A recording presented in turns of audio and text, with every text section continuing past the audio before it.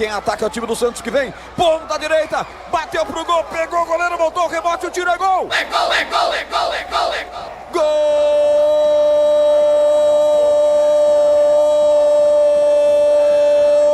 Gol do Santos! Gol! Juliano. Agora quem dá bola é o Santos. Juliano, camisa 20! É o novo campeão.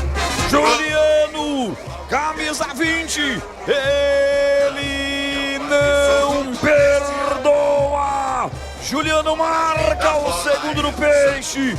O Peixe é fatal, letal e chega duas vezes. Nas duas vezes que chega, marca em cima da Ponte Preta. Santos sempre Santos. Impressionante, que descida feroz pela ponta direita, o chute desferido cruzado, o goleiro Pedro Rocha pega, solta, só que solta para frente, e ali estava o oportunista Juliano, que empurra a bola para o fundo do gol da Ponte. Santos 2, Ponte Preta nada.